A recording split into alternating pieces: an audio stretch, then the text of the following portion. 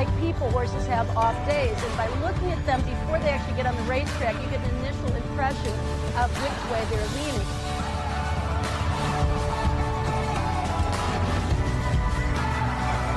This is going to sound crazy, but for me, it's intellectual stimulation.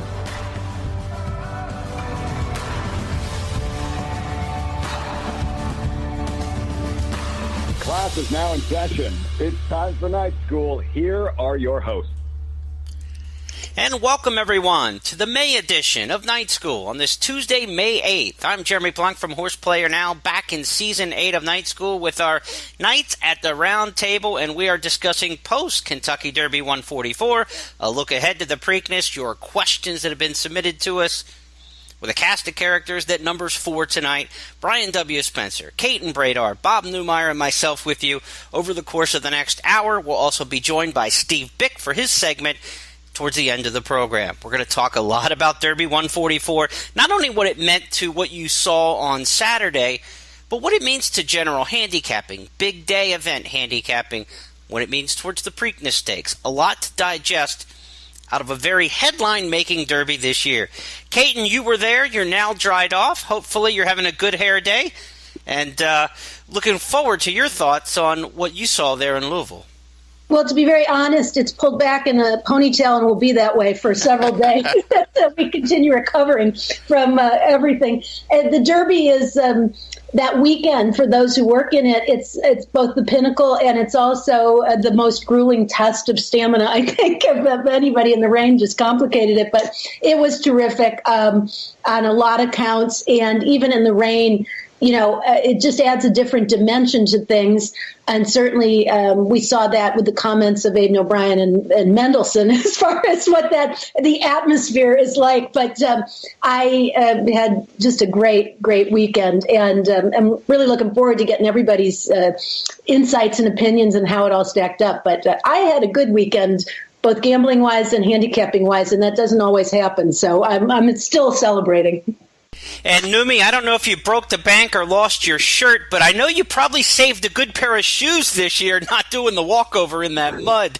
Your thoughts on the Derby weekend and your personal experience?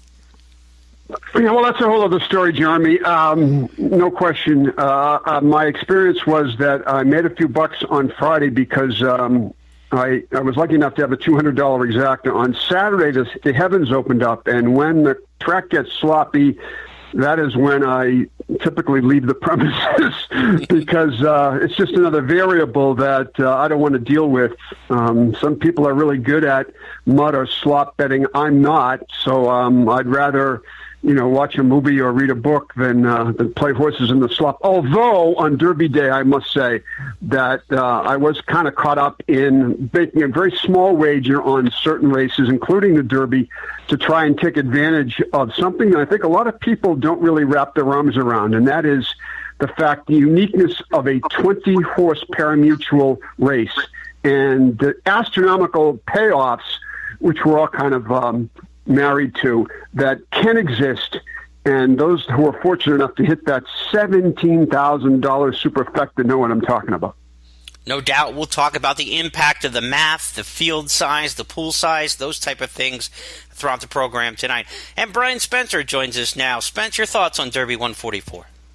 It was kind of fitting that on our April edition of Night School, 2 of the 4 topics we talked about were big event days and bad weather. So we know that Numi was probably either having lunch or reading a book based on what he said last month for the majority of the Saturday program. But, I thought it complicated things, and I think that it maybe contributed to a couple of kind of potentially wild results. But as it comes to the Derby, I mean, what a race. We got to see some history be made with the winner Justify, and going into that race, we'd been talking for weeks, some of us even months. I know in Countdown to the Crown, Jeremy, you had been just kind of saying that it was a good group, and what we saw in the end was, really terrible weather conditions or not, we saw a lot of good horses run a lot of good races, and it was simple as that. And the good horses showed up, Justify being the best of those, but Good Magic ran huge. Audible was right there. My Boy Jack overcame trouble. I mean, it was good horses showing up. It's that simple. And for our fans out there following Night School, this is a time of year where newcomers get involved in the game. So if we've got some new folks out there in the audience listening tonight, so happy to have you with us and joining this run through the Triple Crown and hopefully throughout the year and years to come as a horse player. Take part in the live chat if you're listening along tonight. 8:30 Eastern, the second Tuesday of each month, is our live premiere of Night School. If you're checking it out live, click on the show title in the Spreaker console, and that'll take you into the comments section where you can live chat.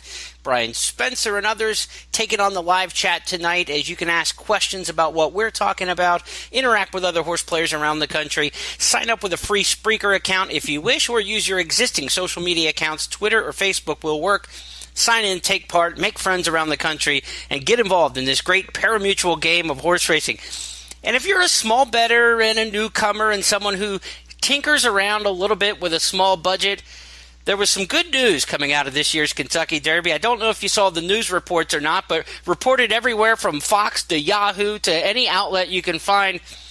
The lady in San Antonio, Texas, who went to Retama Park and on an $18 Pick 5 ticket took down $1.2 million on Saturday.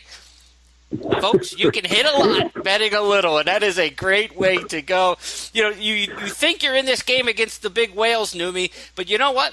Sometimes it's that small ticket, and It's just your day. Sure. Well, this is part of the obsession that we have as people with big payouts. And, you know, we go to our drugstore because the lottery might pay $300 million if we hit it. But if you really look at it, what are the odds of hitting such a lottery bet? And I think that as racing fans and bettors, which we are, I think we are so consumed by this, and I mean obsessed by it. And that is, you know, we read about, and I'm just as guilty. I mean, we read about these $17,000 superfectas and we drool. We read about this woman that hit $1 million, whatever it was, for an $18 play. And as horse players in particular, and those that listen to this program or read about it on Night School, we think, well, if it can happen to you or that lady, it can happen to us. Well, okay. But again, I think that if we just look at it in simplistic terms, and that is race by race, that we're a hell of a lot better in the long run. We might not make that huge score in a pick 5 or a pick 6 or in a pick whatever, that if we think about just that individual race and just try to make a profit somehow and answer the question, hey, I'm a good handicapper, but a lousy bettor. I hear that a million times from people. Now, why is that? Because I think in part because they are so consumed by big payouts and pick 6s, and they're very difficult to hit. Pick 3's difficult to hit. This woman, it's a lottery mentality that I think that we live with today. And somehow, some way, we've got to get back to basics, old school, race by race, make a profit, and try to survive the day that way. Caton, your thoughts, chasing those big jackpots. I mean, we even started with the top of our show. How about that $17,000 superfecta, right? I mean, it is on the tip of the tongue, the front of the brain. Well, I can tell you that that wasn't the chasing the big pools isn't what I do. But on days like Derby, when you do particularly have a 20-horse field, those are the times when you can kind of have the worlds meet, because you don't have to chase the big pool or big payout to perhaps hit the big payout. I think that you can apply the same principles and handicapping strategies and actually increase the likelihood of you hitting and still wind up, when it's all said and done, with a huge score, even if you didn't know it. I do think that the fact is that what's great about the Derby and what's great about racing is it gives an opportunity for the two worlds to come together, or a little something for everybody. If that person wants to just chase rainbows and pots of gold, the Derby's a great place to do it, or any race for that matter, any big pot. But it's like looking at the Rainbow Six at Gulfstream. I'll put a ticket together, I'll play it every once in a while, but for the most part, if I become consumed with that and trying to get that big pot, which I may never hit because I may not be the only one to ever hold that winning ticket, then I think I've just kind of lost the point and veered off track. But if I can pick and choose my spots and my races and figure out how to maximize the opportunities, I think the Derby is the great spot where that can sometimes happen.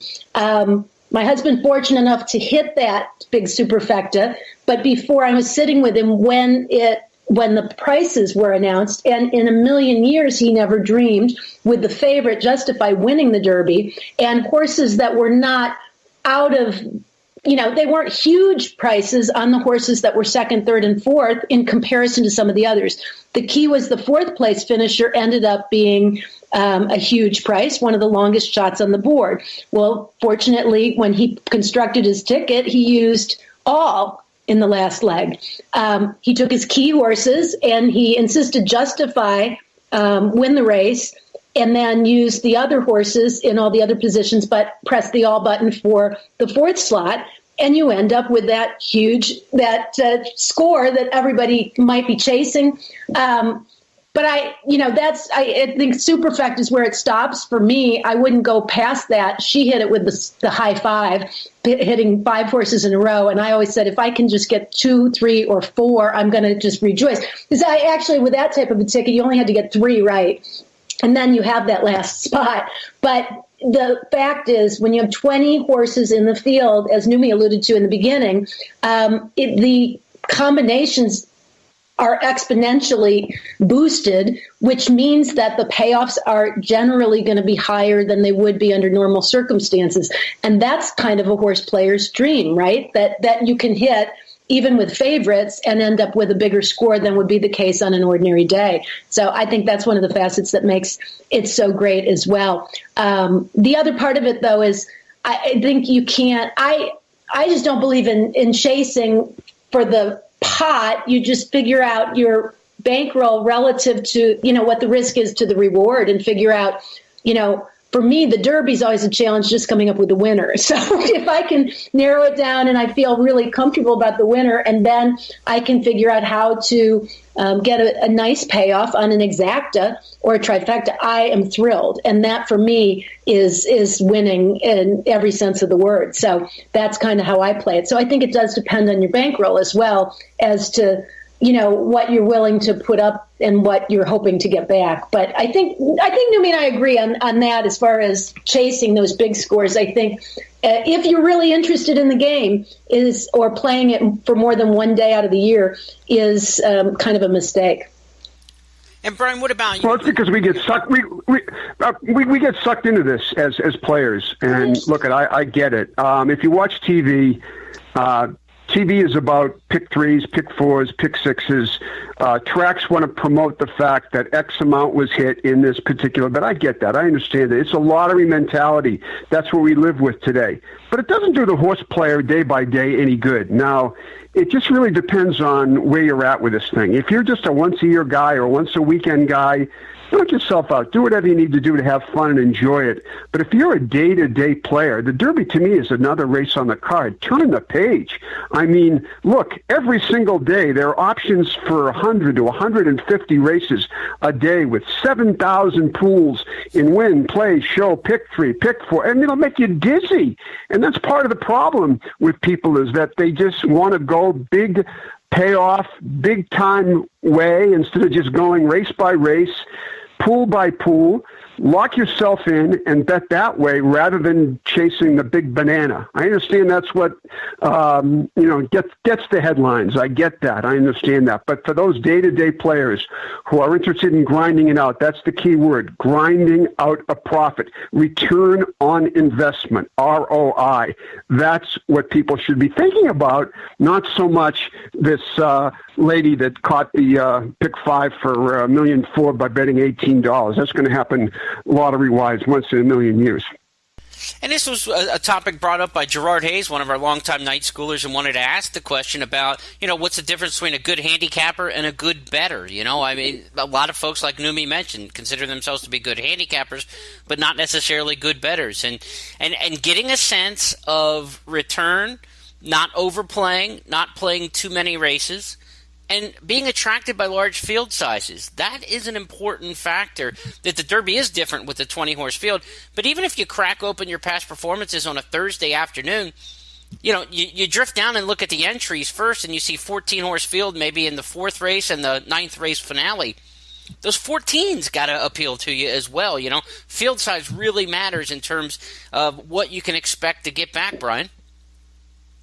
Yeah, I mean, the combinations increase exponentially. And Jeremy, I know that this is something that you kind of beat the drum on for years. And I was running some of those numbers in advance of recording this show. And just the one that kind of jumped out at me is if we're talking about, say, a pick 4, if you've got a 9x9 by 9x9 horse fields in those pick 4s, you have 6,500 potential combinations. If you add one horse to all 4 of those races and it becomes 10x10 all the way through, that's 6,500 combinations jumps to 10,000 just by adding 10% worth of horses in each race. So I think that for me, this weekend was kind of a good reminder in the evolution of my strategy. I think I'm becoming a little bit more risk averse as I get older, which is something I swore I would never do, but here I am. But welcome to the age club. I'm finding that I used to chase the big score a lot, but the tracks that I love to play, the tracks that I'm always following, Arlington, Fairgrounds, outside of the big days, I could get a pick 4 that's got just bombers, and the pools are not big enough for it to create sort of a life-changing score. So what I've found is on those big days, on the Derby day, on the Breeders' Cup day, Preakness day, those are the days where I kind of switch on that swing for the fences kind of mentality, because it is the day where if I'm right, I'm going to be able to get paid very handsomely for it if I get some long shots home. But sort of what Neumeier said is I've found myself, as time has gone on, I don't chase those kinds of plays very much anymore on Thursdays or Fridays unless I've got a really huge long shot key somewhere. I'm more of a daily grinder at this point. I'm happy to, put, just a win bet on a horse that pays $8-9, get 2 of those in a day, and I'm up for the day, close things down, and, wait for the next good opportunity. So I think that you don't have to be a swing for the fences type or a grinder. You can be both based on the situation. And, the Derby is the kind of situation where it is okay to take a little bit more of a swing than I think you would, because there is always that possibility that if you're right, you can have a life or year-changing score, which is much more difficult to get when you're trying to bet into 7 and 8 horse fields on a regular day at most tracks around the country. And this might be okay, but that's the excuse me, Caton. That's one day a year, one race a year that 20 horses are entered. Let's contrast that with what we're going to see in Baltimore a week from Saturday in the Pimlico. We're likely, who knows? We probably might have 8 or 9 in there, where Justify will probably be in the win pool. I don't know, 1-5, 2-5 at best. So now what do we do? Well, we're certainly not going to.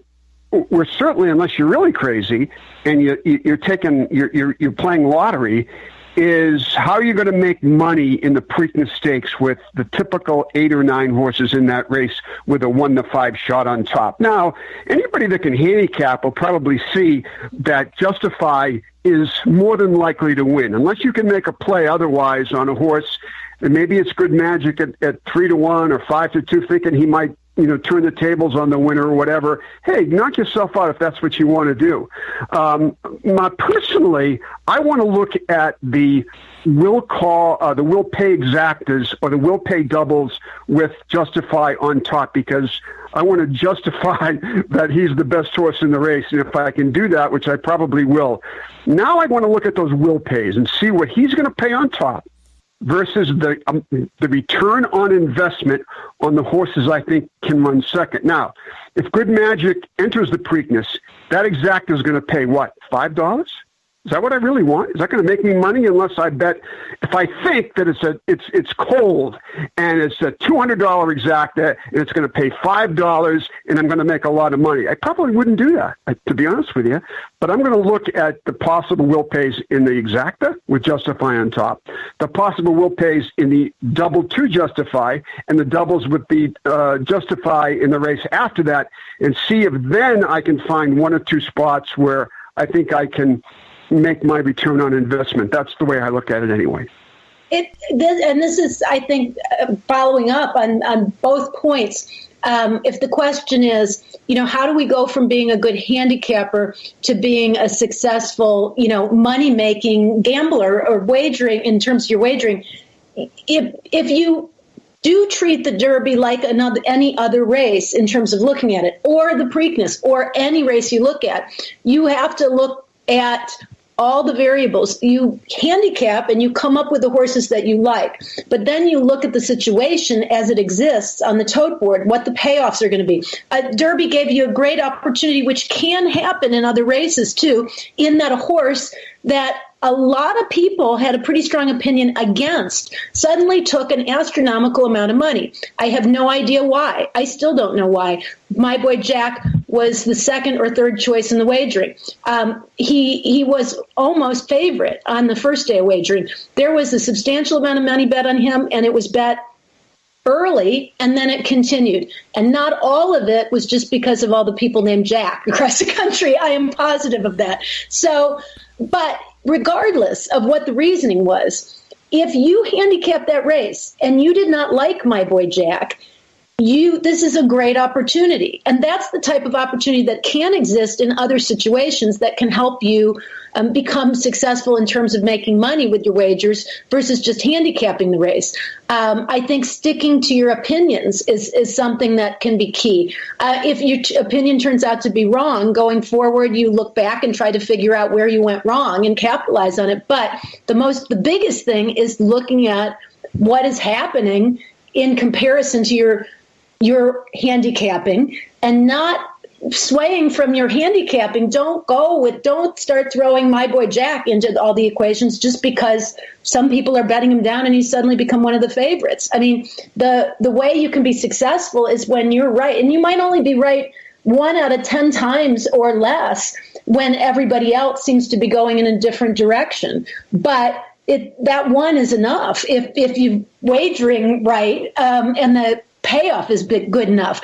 Pimlico will be the same way. If when you get there, you really feel strongly that there's some reason to bet against Justify, then that might be an opportunity to make a little money. It just depends. If you don't see it, though, then it probably, other than perhaps using him in multi-race wagers, a pick 4 or pick 5, if you saw that there were some other horses that you had a strong opinion about that were maybe going to be good odds, using Justify as a single, maybe that's a way that you can at least make a little bit of money, although you have to know that most people are going to be doing the same. Some of the biggest bettors are going to be doing the same thing.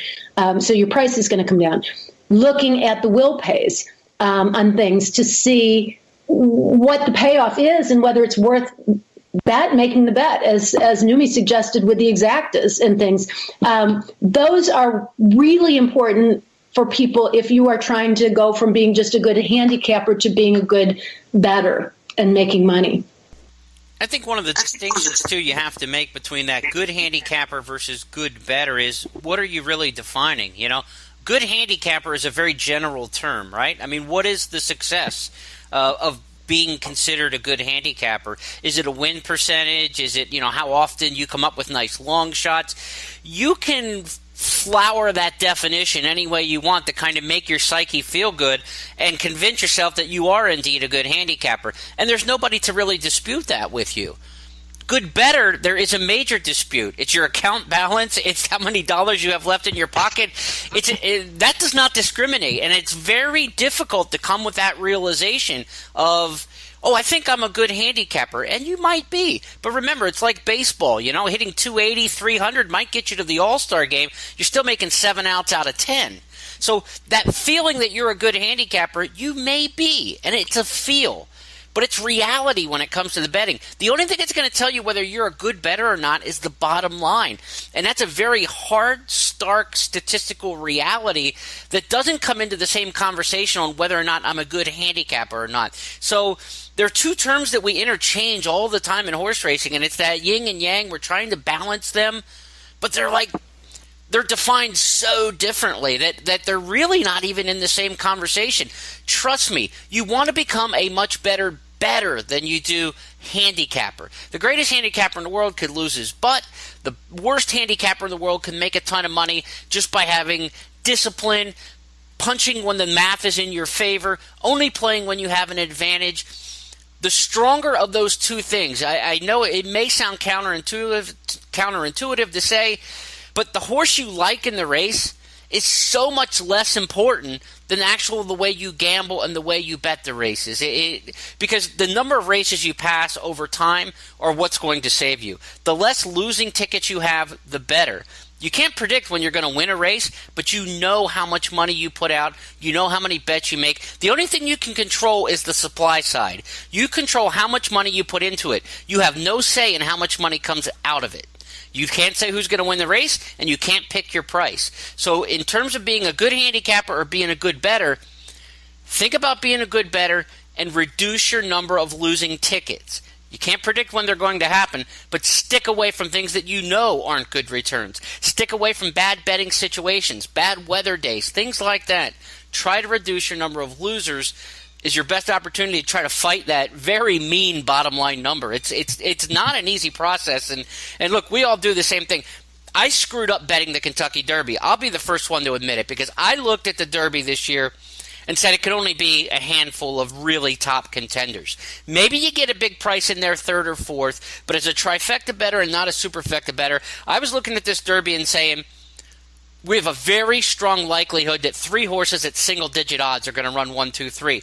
I went back, I looked at the research and said, how much does a Derby pay in a big field with 3 single-digit horses? Well, on average, you can expect to get about a $220 trifecta for $1. This trifecta came back at 140-something. If you thought this race was boiled down to those 6 or 7 really good horses, and 3 of them pretty much had to be in there, and you knew you were getting no more than $150 to $200 back on a dollar bet, you can't tie up $30, $40, $50, $60 in combinations to get $150 back. That's 3 to 1 on your money. And yet it's the Derby. We're hoping somebody big runs in there. I play the try. You hope to get the big price in third, maybe second, and split it up, even though your mind tells you that this one is going to come back and pay $150 to $200. But it was the Derby. You get sucked in, and instead I invested way more money into the trifectas than I would ever got in a return, and it was bad betting. It was bad betting, and I think it's a lesson to learn.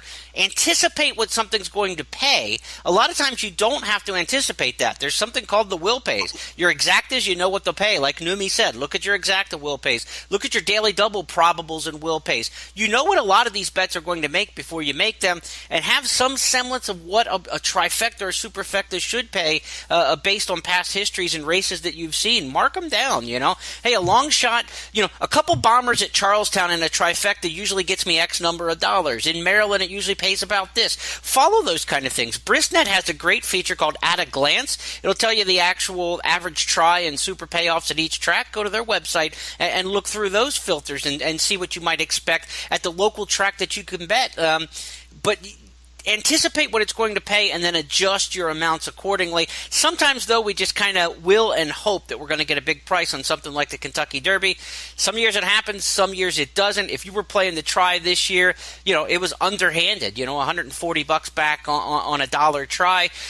You might say, well, that's good value for those 3 horses, but the likelihood in hitting a trifecta in a 20 by 19 by 18 situation is very difficult. So you should always get more than $140 back in your tries in those situations. Let's take a time out and pull up here on Night School. When we come back in segment 2, we'll talk more lessons learned from the Kentucky Derby. We'll talk a little stewards and some controversy at Santa Anita over the weekend. Plenty more on Night School. Stay with us.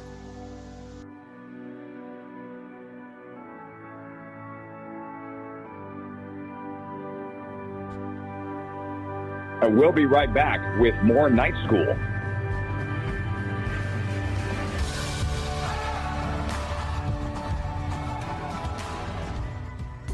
Do you want unlimited access to handicapping without exorbitant prices? Then Brisnet.com has you covered with a variety of plans for past performances, pedigree, and raw data. The Brisnet.com Performance Plan offers unlimited PDF past performances for just $75 per month and is available at Brisnet.com/PP. American Produce Records Online puts the pedigrees of nearly 1 million dams and more than 2 million foals at your fingertips, plus sire stats for only $275 per year, and is available at brisnet.com/APR. The Brisnet.com data plan offers unlimited access to race day data files, perfect for handicappers with their own database or to plug into other people's programs. The data plan is just $125 per month. Visit Brisnet.com for all this information and more, and discover why Brisnet.com is the handicapper's edge. Hey folks, Eddie Olczyk here. In my career, I've experienced all of North America's biggest sporting events, and none of them are quite as fun as the Preakness Stakes. It's a weekend-long party in Baltimore, complete with the best 3-year-olds racing for the middle jewel of the Triple Crown. And this year, my friends at ExpressBet are giving one lucky customer the chance to join me and Marilyn for the big race. What do you have to do to win? Sign up for their $25,000 Preakness Big Bet Sweepstakes and start betting the races with ExpressBet. The grand prize winner gets tickets to the race, hotel accommodations, airfare, and more. Plus, ExpressBet is giving you $25,000 to bet on the Preakness. That's right, $25 grand. With ExpressBet picking up the tab, you get to play the Preakness Stakes like a high roller. Check out expressbet.com to learn more and register today. And I hope to see you in the winner's circle. Must be 18 years or older and 21 years old in certain states to open an account with ExpressBet and reside in a state where such activity is legal. Void where prohibited. National Gambling Support Line, 800-522-4700. Next on FAQ 60, class. The class of an American quarter horse is determined no differently than runners of other breeds. At what level of racing does the horse fit in terms of being most competitive? By answering that question, handicappers determine how the competition stacks up. Horses are maidens until they win for the first time. The class ladder is climbed from claiming races to allowance races, stakes trials, and eventually stakes races, with graded stakes the top rung of the class ladder. Simply put, a very fast horse can be more competitive at most any class level the shorter the distance.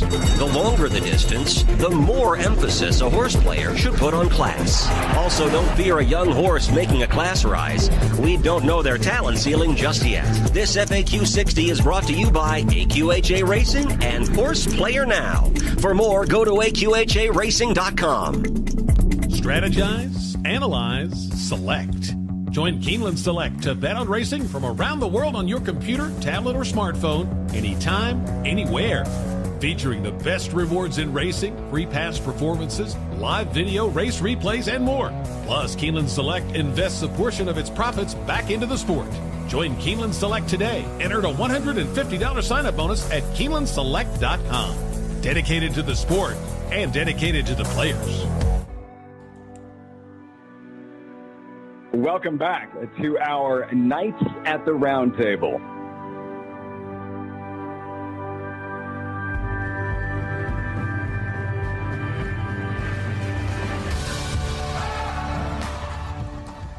Welcome back to Night School, the National Online Fan Education and Player Development Program, Season 8. We're so happy you're with us on this live premiere. Tuesday, May the 8th. Be sure to join us the second Tuesday of each month. We'll see you in June.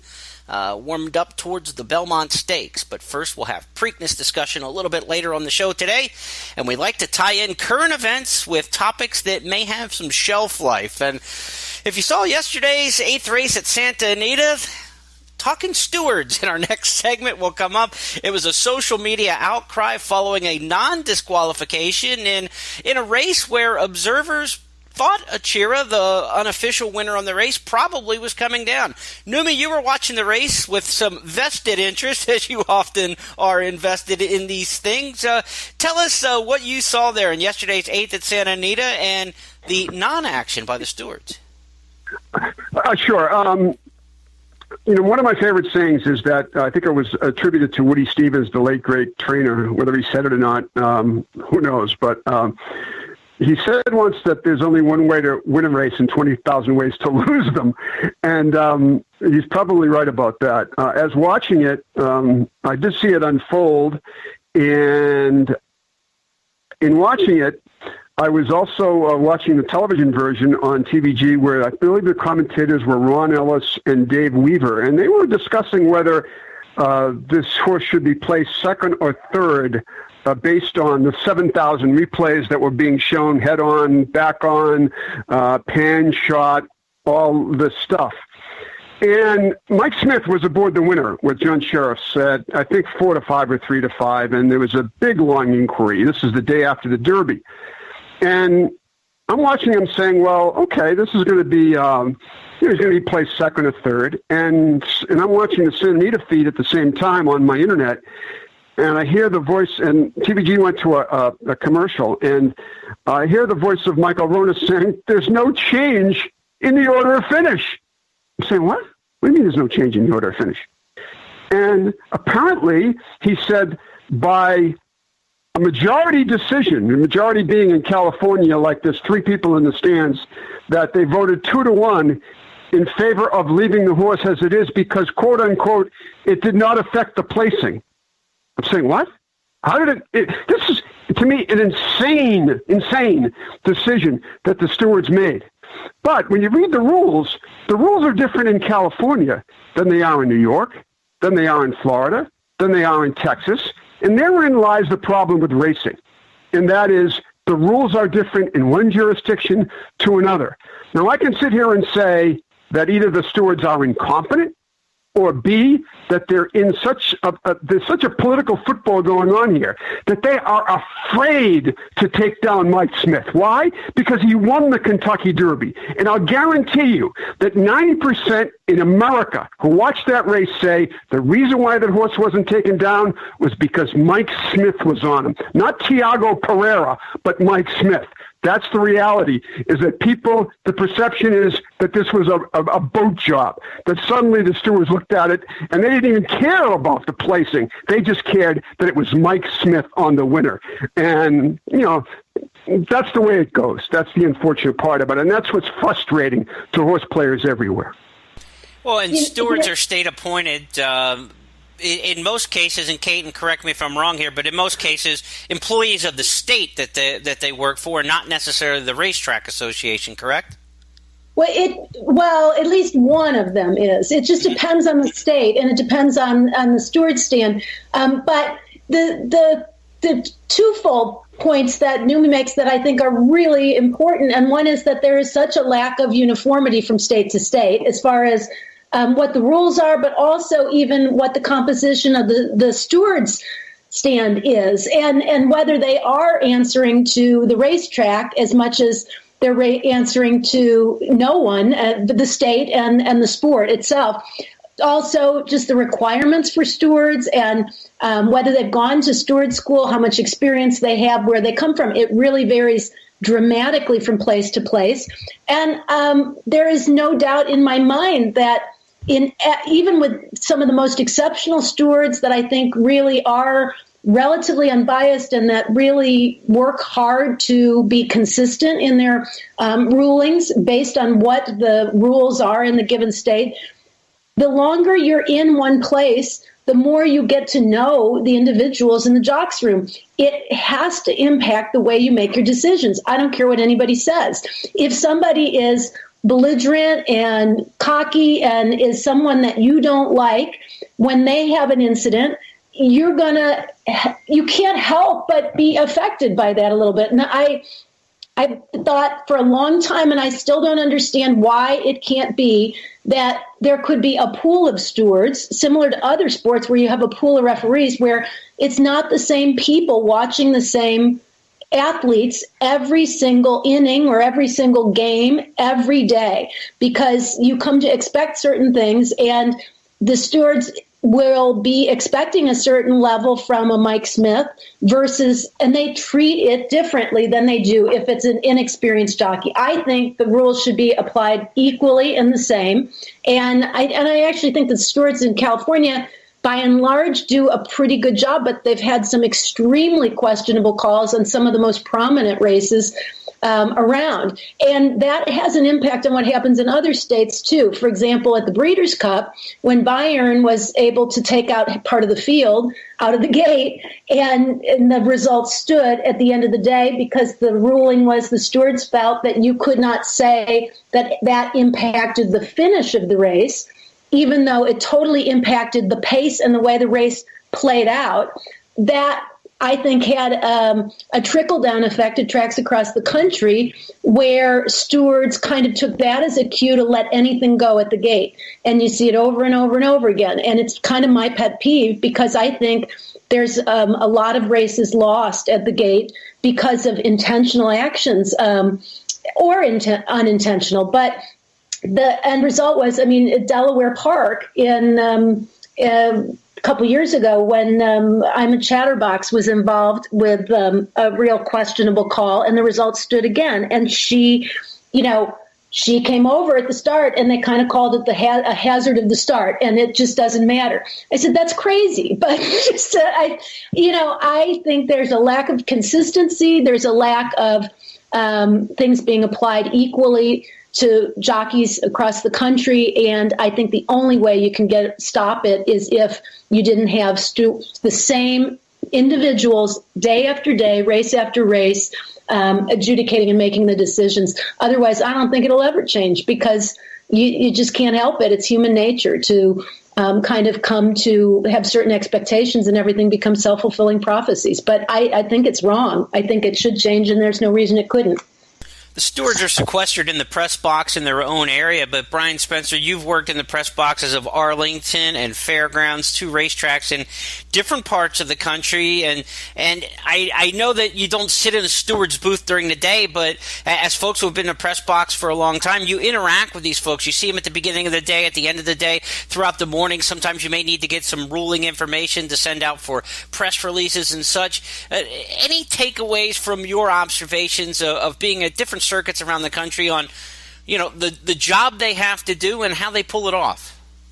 I think that there's a lot of what Neumeier and Caton said that I very much relate to. In one sense, you'd love for it to just be totally cut and dry and just, okay, we've managed to isolate these 3 human beings who are 100% objective at all times, but we're all still humans. Just like as horse players, we're a lot of the times just trying to get out of our own head and stay out of our own way.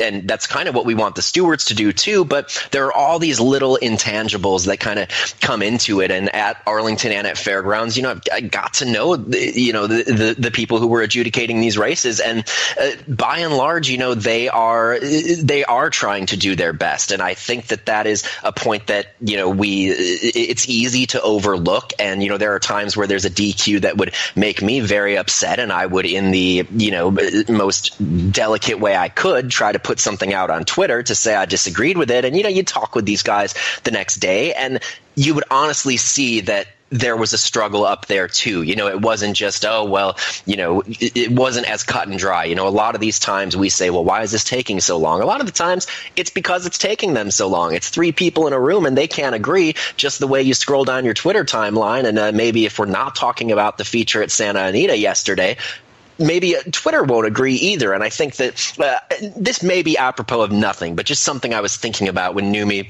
and Caton were offering their thoughts too is, social media and disqualifications is something I found very interesting because we sort of have come to expect and demand this sort of level of showiness if you want to get on and talk about what you think should happen in an objection or an inquiry before it happens. I'll give you 3 quick options. If I go on and I say, I bet this winner who fouled the runner-up, no way I think this horse should come down, no one's going to believe me because I have the winner. They think I'm not being objective. If I say, I bet the winner, but he should come down, everyone's going to believe that I'm being objective because I'm admitting that I'm making a show of it by saying I'm willing to cost myself money to say that I was wrong. The only way you can actually be in this discussion as a fan is if you make a whole show of saying, I've got no dog in this. You have to prove that you're objective ahead of time for your opinion to be taken seriously. So if we're all doing this as players throughout the country in real time, there's still 3 human beings doing the exact same thing upstairs. And I'm not saying that we shouldn't be allowed to be critical. I'm not saying that I don't want a ton of additional transparency. I love Caton's idea of having maybe a bigger pool or a rotating pool, but in the end, it's not an easy job, because I think that, you're talking about hundreds of thousands to millions of dollars on any given discussion, any given decision that has to be made. And in the end, it's 3 people who are fallible human beings in the end. So I think that that's something to remember. It doesn't excuse anything, but try to remember how easy it is to want to throw a horse into your trifecta because they were good to you 2 races back, not because they fit today, but the discipline it takes to be able to, as a horse player, to stay out of your own way. Now you've got stewards adjudicating races for every horse player everywhere. They're in the same boat. They're humans. They've got the same struggles we do. It's okay. I agree that the humans are part of it. But Brian, I would ask: are they honest? That's my question. Are they political hacks? Do they make decisions based on personalities of trainers and jockeys, how big they are, how important they are, how many entries are they filling the entry box? That's what I'd like to know. And I know that the rules vary from state to state. I know in this particular case yesterday that there was the majority ruled, meaning to me that there were 3 people in that booth. 2 said he should remain. 1 said he should be taken down. Now, did they look at this fairly, or did they say, well, I'm incompetent, I'm trying my best, but Mike Smith was involved, he's a big-name jockey, he won the Derby? These are questions that we all ask ourselves, and I think this is in part, it's easy for me to sit back and say the rules should be the same. And maybe they should. Maybe there should be some central clearinghouse like there is in baseball and football, where there's a commissioner. There is no commissioner in racing, obviously, but this is a big problem that we have, and that rules in California are different than Florida or Texas or wherever. And it's just frustrating, and it's just one of the 6,000 ways horse players can lose and why they're so bitter about it. Social media is another thing. That's a whole other topic. But I just know that in watching this, that there's very little ways very little outlet to vent, at least for a lot of people anyway. Well, let's do a straw poll here among 4 racing experts, if you will, to use the term loosely. We've got over 100 years experience between the 4 of us, so that gives us a little leg up here. But let's go with the yays and the nays. Do you think horses are disqualified based on their jockeys? Sometimes, yay. Yay. Yay, I would say. I wish I could split my vote, but without going into another 3-minute thing with lists of intangibles, the answer is yes, absolutely, sometimes. But if I have to say yes, I will say yes, because the answer is for sure not no. And do you think horses are let up or taken down based on their price on the tote board? Is a 4-5 favorite much more likely to stay up than a 30-1 who does the same incident? That one depends on yes. the position, but yes. I think that's the easier yes of the 2, to be honest. I agree. And that's a big yay for me, because I think if I put my head in that human decision that has to go into it, is I'm going to make a lot more people mad taking down the 4-5 shot, because more people have that horse bet than I am by taking down the 40-1. I can always do what's right with the 40-1 shot, because I'm only going to piss off a handful of people who actually bet the 40-1. And chances are the 40-1's ridden by a low percentage jockey for a low percentage trainer. I mean, I think those things play into it. And we don't bring this up to try to call out and put them in a lineup and convict them, the stewards around the country. This is so other horse players who may not have the same level of experience that we do look at it and say, well, you know what? I kind of thought that my whole life too. Well, you know what? We think that. Let me ask you a question. Let me ask you a question, and I don't know the answer to this, and that's why I want to ask Brian, Jeremy, and Caton, and I don't know the answer to this. I was reading in the aftermath of this incident a blurb in the Daily Racing Form that said Mike Smith has to appear on Thursday before the stewards to, quote, discuss the incident. And what I want to know is do the stewards meet with the jockeys every time there is an inquiry?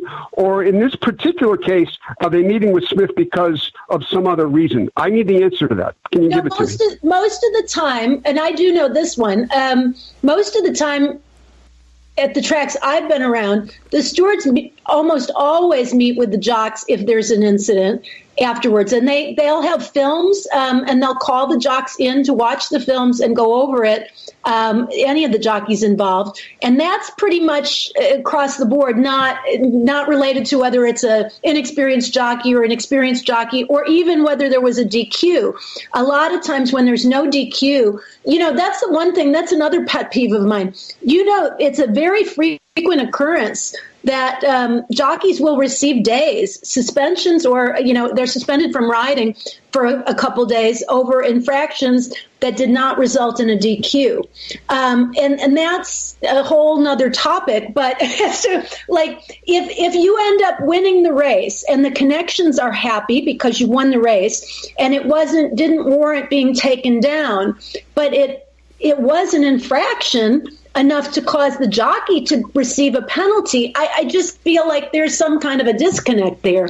And that happens more often than you would be surprised to hear how often that happens. And that's at almost every racing jurisdiction I know of.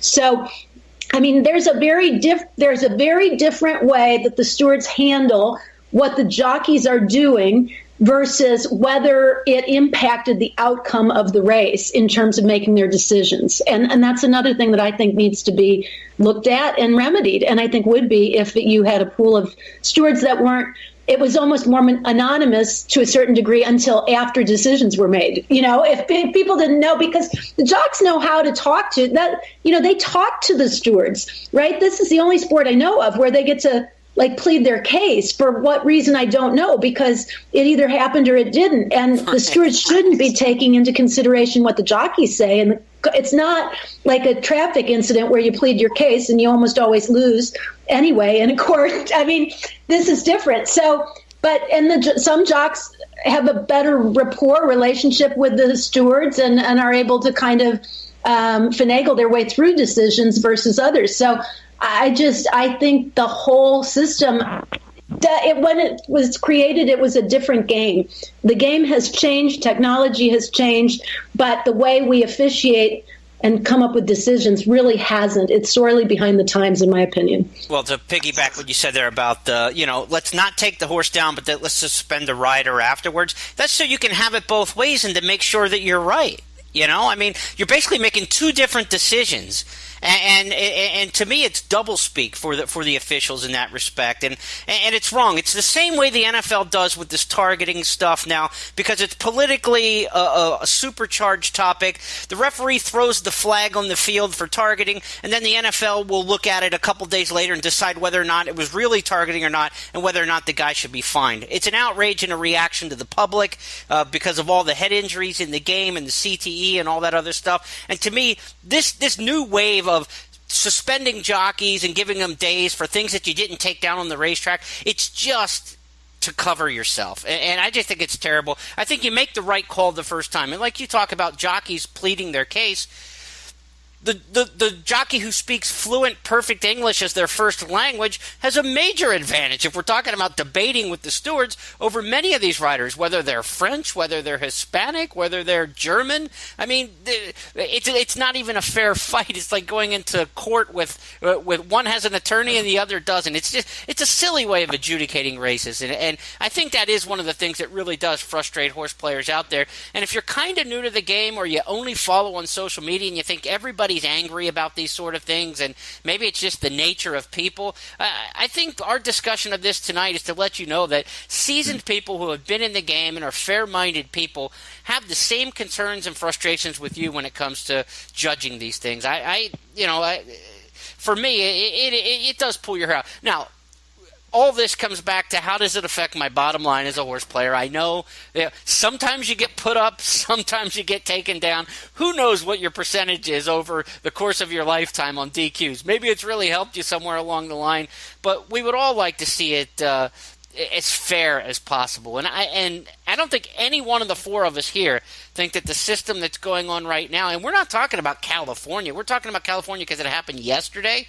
I don't think it matters. Brian's talking, Chicago and New Orleans. Caton's been in Kentucky and Florida. Neumeier's been, at tracks all over the country. I've been at tracks all over the country. it's everywhere the same way, and it's not a good system. Spence, I'll let you put the final bow on stewards. I mean, I guess since I'm going to get the final word, I may as well disagree with something that a couple of you just said, because I actually I don't have a problem with not DQing a rider and then giving him days if the justification is that you think reckless riding, yes, that's why you give him days. If you honestly believe and can explain how you don't think that changed the order of finish, don't penalize somebody, don't penalize the bettors, don't penalize the owners just for technically an infraction. Now, this again goes back to a billion different jurisdictions, and an infraction is an infraction in some, and in others it's about the order of finish. But I am 100% for, if you honestly believe that the order of finish was not changed, absolutely give somebody days for reckless riding, but don't penalize the owners and bettors for it. So if a guy travels, you let him get the bucket, but you don't give the ball back to the other team. A foul is a foul, damn it. Sure. It's obviously the kinder, gentler Brian Spencer that we love. There's no doubt about that. He is bringing the nicety to us tonight. Hey, let's turn our focus here over the last couple of minutes between now and next week with the Preakness Stakes. We'll be there as part of Horseplayer Now and the Night School team, teaching in the Wagering 101-10 at Infield Fest this year on behalf of ExpressBet and the Maryland Jockey Club. Be sure to come out to the infield and see us if you're in Baltimore. We'd love to meet night schoolers. We do every year. Brian and I will be there. Brian Nadeau, some other folks you know from Horseplayer Now and visiting the Preakness over the years. Caton will be there working, of course, doing some seminars and things like that as well. So please join us at Preakness at Pimlico coming up next week. But guys, let's give just a handicapping twist between the Derby and the Preakness. What you'll be looking for. Let's start with Caton. I'm going to be, number one, watching, since he will be here in Kentucky, Justify, to see how he kind of comes out of the race. And just brightness in general, does he seem physically similar to the way he was prior to the Derby? And that's kind of what I have to go off of. I don't think he'll do a lot here at Churchill before he ships, but that's sort of typical of Bob. And then going forward, I'll just be watching to see if there's anybody else when they arrive in Baltimore that, seems to be a now horse as far as coming to hand at the right time, that if maybe there's anything that isn't quite as good for Justify as it was in the Derby, that if he's tailed off at all, if that race took any toll, then who might be the horse that could step up? I find the Preakness one of the easier legs as far as looking at, although I've been wrong before, but looking at how the Derby winners come out of it, you usually have a few signs that would suggest that they are either continuing and maintaining or they're taking a step back. There are some exceptions to it, but I think with a big, strong horse like Justify, I wouldn't anticipate that he would take any steps back, but you never know. Bob, what are you looking forward to at Preakness? Well, I think the Preakness, I love the Preakness, by the way. It's a totally different animal than the Derby for a lot of reasons, but let's just look at it from a night school betting point of view, and that is it's two different worlds. Number one is the Derby, in which we take a look at it, analyze it, dissect it every way possible, see the horses on the track, watch the workouts, blah, blah, blah, blah, blah, blah. 20-horse field, a lot of value.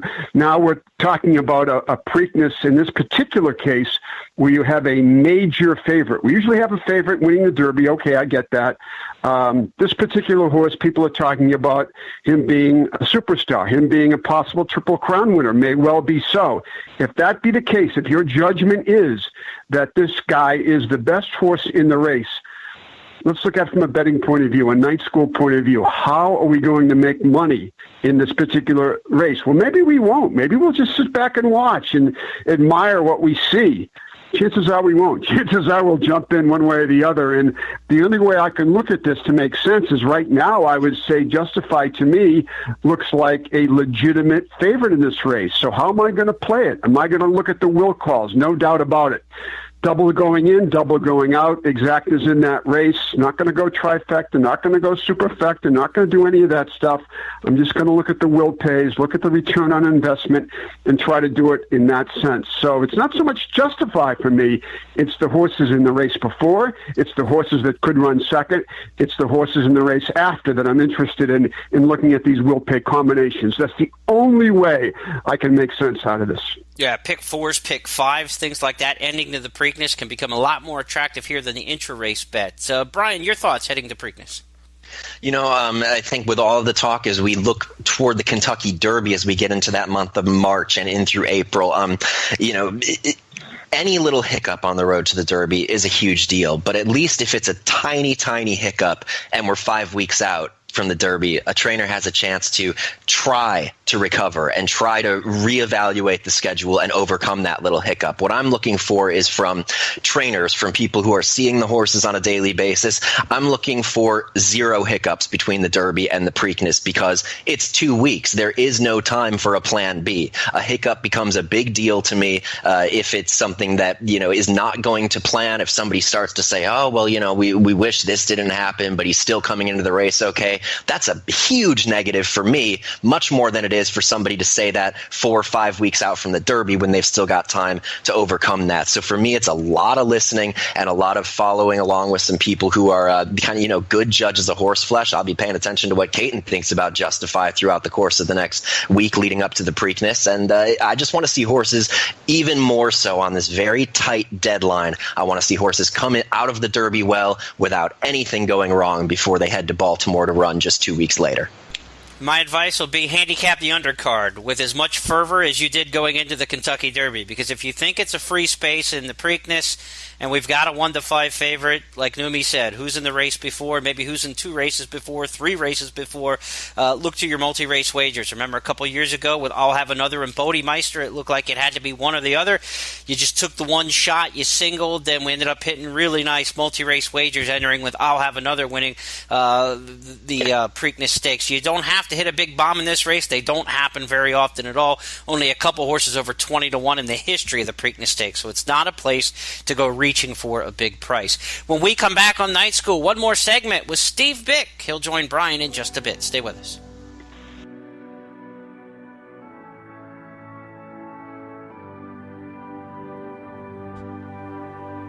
And we'll be right back with more Night School.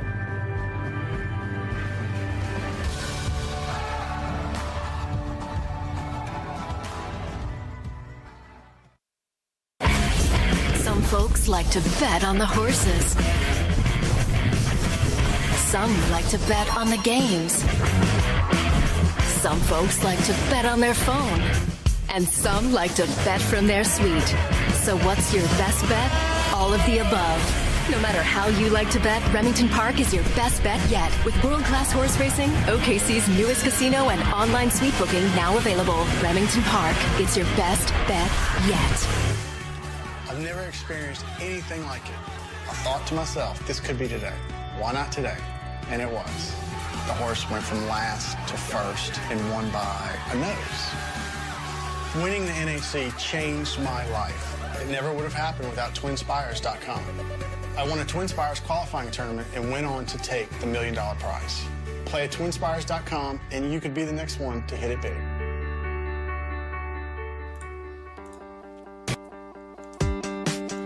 Catch the buzz. Horse Player Now's popular handicapping tool returns and puts our handicappers to work for you in a new and improved format in 2018. Team grid picks, feature race analysis, Bob Neumeier's stats and sheets plays, consensus team gimmicks captained by Caton Bredar, and analysis of 6 major tracks in each issue provided by the Horse Player Now team. Purchase individual editions or subscribe for the remainder of 2018 and save over 60%. Our eyes, your prize. To learn more about the buzz, view sample reports, and subscribe, visit horseplayernow.com.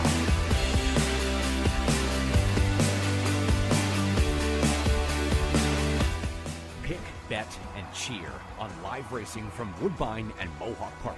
thoroughbred and harness action. The wagers are just the beginning. Watch award-winning broadcasts covering both breeds, incredible battles contested over the most unique grass course in North America. Experience the full fields with over 130 thoroughbred and 160 live harness days. Get access to free handicapping material and join the ranks of Woodbine and Mohawk Park players from all over the globe. For more information, visit woodbine.com. Welcome back to our Knights at the Round Table.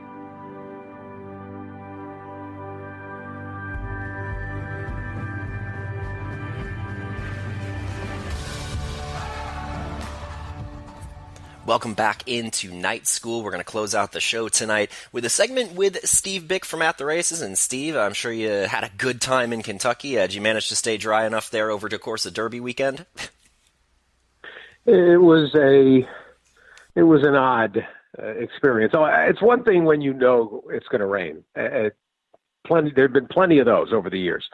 When there was no indication that we were going to face it virtually day long, that was a little made for a little bit of a curveball. Especially when you got all the weather people out there. Oh, it'll be gone by 1:30. Oh wait, not a problem. 2:30, 3 o'clock latest. Then all of a sudden, all of a sudden it's the wettest Derby on record.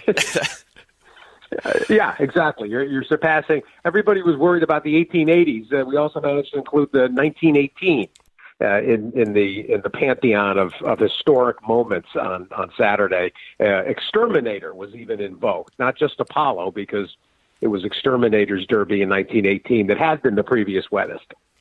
Goodness, lots of history being broken there with Justify and the weather. Now, exactly. Steve, earlier on tonight's show, Caton, Neumeier, Jeremy, and I, we talked about a lot of things, but I think the thing that where we kind of had a little bit of friendly disagreement was maybe on the issue of when we talk about stewards. We were talking about the issue at Santa Anita on Sunday, and I just kind of wanted to get your thoughts on whether a steward can be truly objective, getting to know these guys. Does it matter if somebody like Mike Smith is riding as opposed to a lesser-known jockey? And while I think on the top of it, we'd all like to say it shouldn't matter, but to you, do you kind of get the feeling that it does? Or what are some of your thoughts on maybe some of the issues with stewards that we kind of would really like to deal with throughout the racing industry? That's a difficult question because the steward structure in each jurisdiction has slight nuances to it.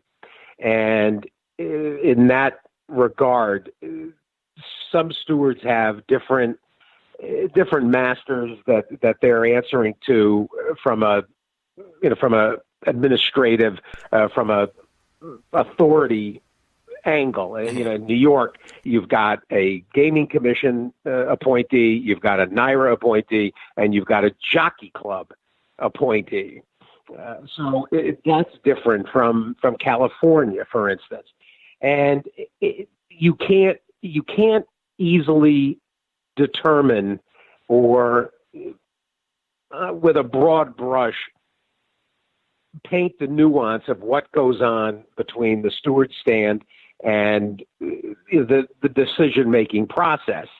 I mean, there's enough anecdotal evidence from horsemen that there can be issues that carry over, and I don't want to say vendettas, but there's animosities that can carry over, and that seems to permeate discussion. I can think of certain rider reputation issues that you have to believe were undercurrents in some decisions. Mm-hmm. And I'll give you one, seeing as how we're coming up to Preakness and Black Eyed Susan. You go back to 2006 to the Black Eyed Susan. Norberto Arroyo and Smart and Pretty for Dale Romans blew by Ramon Dominguez and Regal Engagement, I think. And the stewards throw up an inquiry. Smart and Pretty was winning that race, whether she brushed Regal Engagement or knocked her over. The Regal Engagement wasn't winning. Smart and Pretty was. And they put up Regal Engagement. And I can remember having conversations with Dale Romans, who was incensed, and he had every reason to be, because it was clearly a case of the stewards just punitively attacking Norberto Arroyo based on reputation. And it was so wrong and so misguided.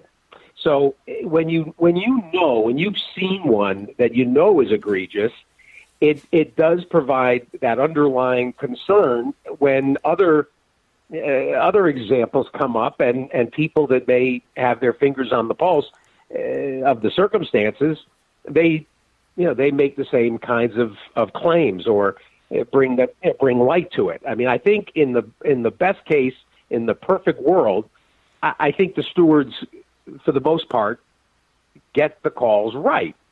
And the ones that are wrong and are seemingly sometimes out of left field, they permeate the discussion, and it gives people an impression that as a result, the stewarding of the game is falls short, and I think that's a little unfair. And I agree with you there, and I think that we kind of, all sort of gave the idea that, it's a tough job. It's generally going to be a thankless job. And one of the main points of disagreement between myself and a couple other people on tonight's panel, just kind of a quick thought on the idea of, when stewards do not make a disqualification, but then later give the rider days for reckless riding. To you, is that a just way to potentially adjudicate certain instances where the result of the order of finish was not necessarily altered or impacted, but the rider perhaps was riding recklessly? Or is that just really trying to have it both ways, not disqualifying but also then giving a rider days for that infraction? I'm all for giving riders days as a way of responding to either careless riding or dangerous riding or what was potentially an infraction. The key to that question and the key to that handling of on-track issues is not wanting to penalize the bettors. You want the system to be most cognizant of getting it right in terms of the horse that was going to win under most scenarios, the overwhelming number of scenarios. People talk about having leeway versus a foul is a foul. To me, the first order of business is don't penalize the players when you do have that method to fix or to address what transpired on track. And sitting guys down and sitting them down or fining them. I mean, some of the fines are just laughable. I mean, you're talking about guys that are making seven figures and you fine a guy $1,500. It's a joke. I mean, fine them. You want to adjust their riding? Fine them $25,000, and you'll see how quickly they'll snap to. But some of these absolute pocket change. Not to pick on Johnny Velazquez, but there was the circumstance of Johnny, getting fined, the Vino Rosso enticed mashup in the wood, and then they fined Johnny, I think $1,500 or something. It was preposterous. It was just ridiculous. I mean, Johnny left that in his pants in his locker. It's ridiculous. And I think that's something that we had not touched on earlier on in the program. And obviously, you're not going to correct a lot of behavior with something that doesn't, I suppose, for lack of a better way to put it, hurt or make an impact in that sort of way. So this has been a chat here with Steve Byk. Steve, thank you so much again for closing out the show with us here on our May episode of Night School. We will look forward to talking to you again next month on the June program. For horseplayernow.com, on behalf of Jeremy Plonk, Bob Neumeier, Caton Bredar, and myself, Brian W. Spencer, this has been the May episode of Night School. We will see you again next month. Good night.